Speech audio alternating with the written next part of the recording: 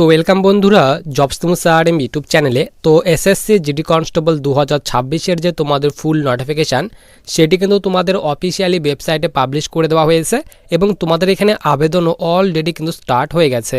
তো তোমরা এখানে কারা কারা আবেদন করতে পারবে, আবেদন করার জন্য তোমাদের এখানে এডুকেশনাল কোয়ালিফিকেশান, বয়স কী চাওয়া হয়েছে, সিলেকশনের পর তোমাদের এখানে বেতন কত করে দেওয়া হবে এবং তোমাদের কোন কোন পোস্টে যেরকম BSF, CRPF, CISF, ITBP, Assam rifle, তো তোমাদের কোন কোন পোস্টে টোটাল কতগুলি ভ্যাকেন্সি দেওয়া হয়েছে, সিলেকশন কয়টা ধাপে করানো হবে, রিটেন এক্সাম প্যাটার্ন কি দেওয়া হয়েছে এবং তোমাদের এখানে রিটেন এক্সামের সেন্টার কোথায় কোথায় রাখা হয়েছে এবং তোমাদের এখানে এক্সাম পাস করার পর যে তোমাদের ফিজিক্যাল নেওয়া হবে সেই ফিজিক্যালে তোমাদের কত কিলোমিটার রানিং করতে হবে, হাইট, চেস্টের কথা কি বলা হয়েছে।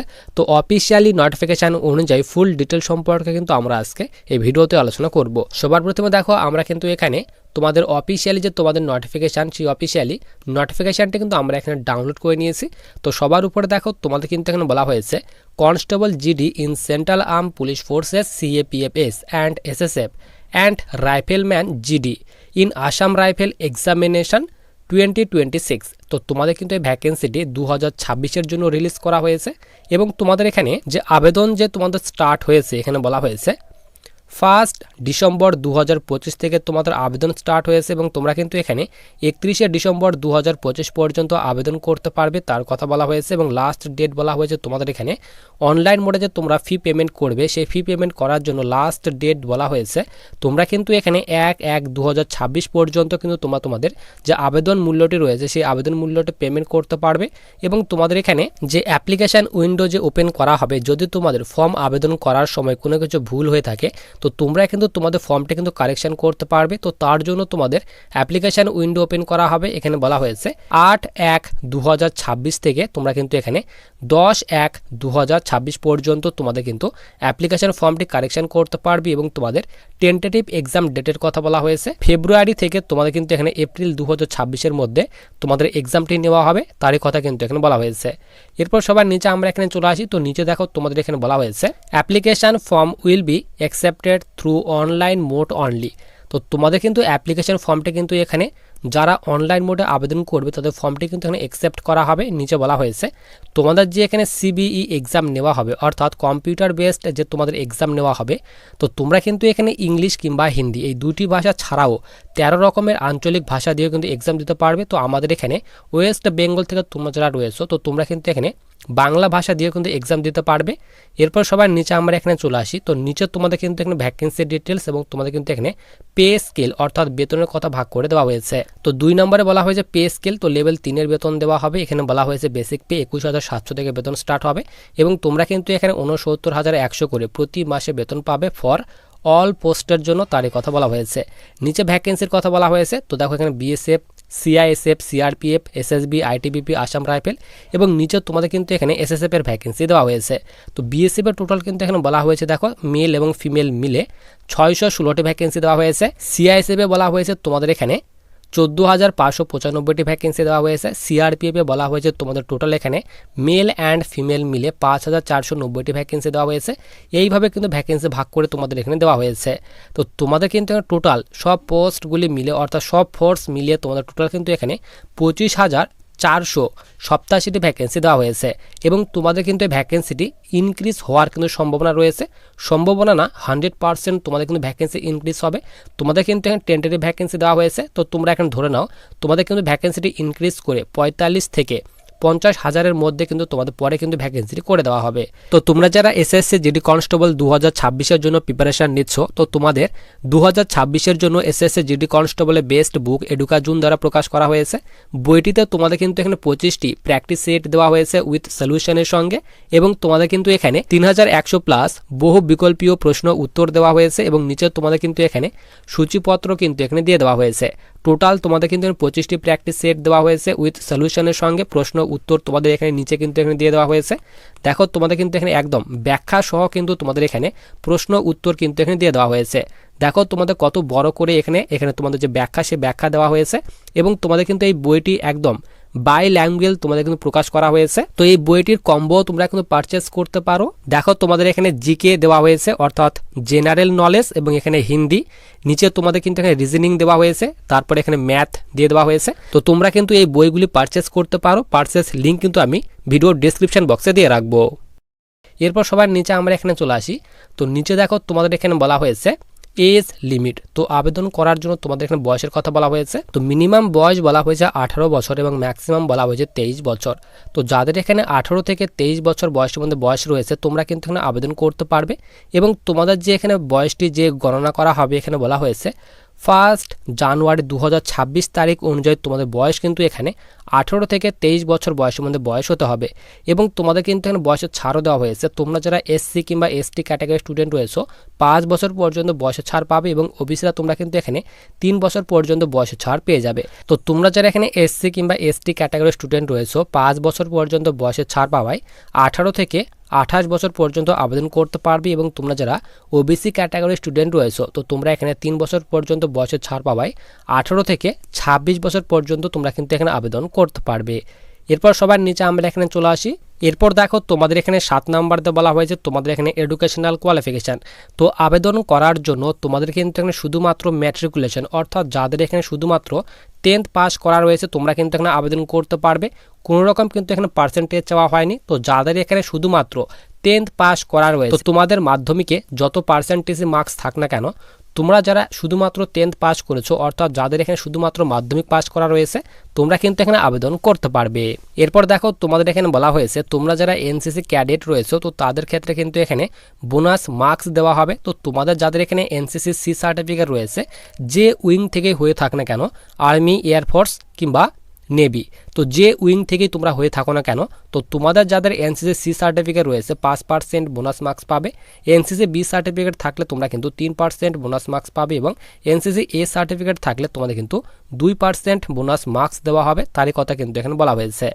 এরপর সবার নিচে আমরা এখানে চলে আসি। তো নিচে বলা হয়েছে হাউ টু অ্যাপ্লাই। তো অবশ্যই তোমাদের কিন্তু এসএসসির অফিসিয়ালি ওয়েবসাইট থেকে কিন্তু অনলাইন মোডে আবেদন করতে হবে। আবেদন করার জন্য যে তোমাদের লিঙ্কটি অফিসিয়ালি ওয়েবসাইটের লিঙ্কটি সেটি কিন্তু আমি টেলিগ্রাম চ্যানেলে দিয়ে রাখবো। এরপর সবার নিচে দেখো এখানে বলা হয়েছে তোমাদের অ্যাপ্লিকেশন ফি। তো তোমাদের কিন্তু এখানে 100 টাকা আবেদন মূল্য পেমেন্ট করতে হবে। এবং তোমরা যারা এখানে ওম্যান ক্যাটাগরি স্টুডেন্ট তো তোমরা যারা মেয়েরা রয়েছে তো মেয়েরা তোমরা কিন্তু এখানে একদম ফ্রিতে আবেদন করতে পারবে। এছাড়াও তোমরা যারা SC ST x service man রয়েছে তো তাদের ক্ষেত্রেও কিন্তু এখানে কোনো রকম আবেদন মূল্য পেমেন্ট করতে হবে না, তোমরা কিন্তু এখানে একদম ফ্রিতে কিন্তু আবেদন করতে পারবে। এবং তোমরা যারা জেনারেল কিংবা ওবিসি ক্যাটাগরি স্টুডেন্ট রয়েছে তো তাদের ক্ষেত্রে কিন্তু এই 100 টাকাটি তোমাদের পেমেন্ট করতে হবে এবং অনলাইন মোডে তোমাদের কিন্তু এই 100 টাকাটি পেমেন্ট করতে হবে। ভীম ইউপিআই ইন্টারনেট ব্যাঙ্কিংয়ের মাধ্যমে কিন্তু তোমরা তোমাদের যে আবেদন মূল্য সেটি কিন্তু পেমেন্ট করতে পারবে। এরপর সবার নিচে আমরা এখানে চলে আসি। এরপর দেখো এখানে বলা হয়েছে সেন্টার অফ এক্সামিনেশান, যে তোমাদের এক্সাম নেওয়া হবে সেই এক্সামের সেন্টার তোমাদের এখানে কোথায় কোথায় দেওয়া হয়েছে। তো তোমরা যারা এখানে ইস্টার্ন রিজন থেকে রয়েছো তো ইস্টার্ন রিজনের মধ্যে কিন্তু এই সব স্টেটগুলি পড়ে। এখানে বলা হয়েছে Andaman and Nicobar island, Jharkhand, Orissa, Sikkim and West Bengal. তো এই সব এখানে স্টেটের কিংবা ইউটির কিন্তু এখানে যে তোমাদের এক্সাম সেন্টার সেই এক্সাম সেন্টারে কিন্তু এখানে তোমাদের বাদিকে কিন্তু লিস্ট দিয়ে দেওয়া হয়েছে। কলকাতা দেওয়া হয়েছে, হাওড়া দেওয়া হয়েছে, আসানসোল দেওয়া হয়েছে, নিচে তোমাদের শিলিগুড়ি দেওয়া হয়েছে। তো বিভিন্ন এক্সাম সেন্টার দেওয়া হয়েছে। তো তোমাদের যে এক্সাম সেন্টারটি কাছে মনে হবে তোমরা অনলাইন মোডে যখন আবেদন করবে তোমরা কিন্তু তোমাদের এক্সাম সেন্টারটি চুজ করতে পারবে। এরপর তোমরা যারা এখানে NER অর্থাৎ নর্থ ইস্টার্ন রিজন থেকে রয়েছো, ত্রিপুরা থেকে রয়েছো, নাগাল্যান্ড থেকে রয়েছো তো তোমাদের বাদিকে এখানে এক্সাম সেন্টার দেওয়া হয়েছে। তো তোমাদের যে এক্সাম সেন্টারটি কাছে মনে হবে তোমরা চুজ করে নেবে। এরপর দেখো সবার নিচে এখানে বলা হয়েছে স্কিম অফ এক্সামিনেশান, যে তোমাদের এক্সাম নেওয়া হবে সেই এক্সামে তোমাদের কোন কোন সাবজেক্ট থেকে কোশ্চেন থাকবে তার কথা বলা হয়েছে। তো তোমাদের টোটালে কিন্তু 4টি সাবজেক্ট থেকে কোশ্চেন থাকবে, টোটাল 80টি কোশ্চেন থাকবে। প্রতিটি সঠিক উত্তরের জন্য 2 নাম্বার করে দেওয়া হবে তার কথা বলা হয়েছে। তো প্রথম সাবজেক্ট বলা হয়েছে জেনারেল ইন্টেলিজেন্স অ্যান্ড রিজনিং থেকে তোমাদের 20টি কোশ্চেন থাকবে 40 নাম্বারের। এরপর general knowledge and general awareness থেকে তোমাদের 20টি কোশ্চেন থাকবে 40 নাম্বারের। এরপর ম্যাথ থেকে তোমাদের 20টি কোশ্চেন থাকবে 40 নাম্বারের। এরপর হিন্দি কিংবা ইংলিশ এই 2টি ভাষার মধ্যে যে কোনো একটি ভাষাতে তোমাদের এক্সাম দিতে হবে, অর্থাৎ ইংলিশ করলে ইংলিশ ল্যাঙ্গুয়েজ কিংবা হিন্দি করলে হিন্দি তোমাদের কিন্তু এক্সাম দিতে হবে। তো তো ইংলিশ কিংবা হিন্দি এই দুইটি সাবজেক্টের মধ্যে যে কোনো একটি সাবজেক্ট তোমাদের চুজ করতে হবে।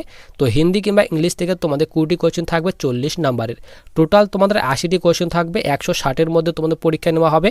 এবং তোমাদের এক্সাম ডিউরেশন অর্থাৎ এক্সাম টাইমের কথা বলা হয়েছে 60 মিনিট তোমাদের কিন্তু টাইম দেওয়া হবে। এবং নিচে তোমাদের কিন্তু এখানে নেগেটিভ মার্কিংয়ের কথা বলা হয়েছে। এখানে বলা হয়েছে there will be a negative marking of 0.25 marks for each wrong answer. তো প্রতিটি তোমাদের এখানে ভুল উত্তরের জন্য তোমাদের কিন্তু এখানে 0.25 মার্কস করে কেটে নেওয়া হবে, তার কথা কিন্তু এখানে বলা হয়েছে। এরপর সবার নিচে আমরা এখানে চলে আসি। তো নিচে দেখো তোমাদের এক্সামের যে সিলেবাস, সেই সিলেবাস দিয়ে দেওয়া হয়েছে। জেনারেল ইন্টেলিজেন্স অ্যান্ড রিজনিংয়ের সিলেবাস, জেনারেল অ্যাওয়ারনেসের সিলেবাস, ইংলিশ এবং তোমাদের কিন্তু এখানে হিন্দি গ্রামার এবং তোমাদের এখানে যে ম্যাথের যে তোমাদের সিলেবাস, সেই সিলেবাস কিন্তু এখানে দিয়ে দেওয়া হয়েছে। এরপর নিচে তোমাদের এখানে পিইটি অর্থাৎ তোমাদের এখানে এক্সাম পাস করার পর কিন্তু মাঠ নেওয়া হবে।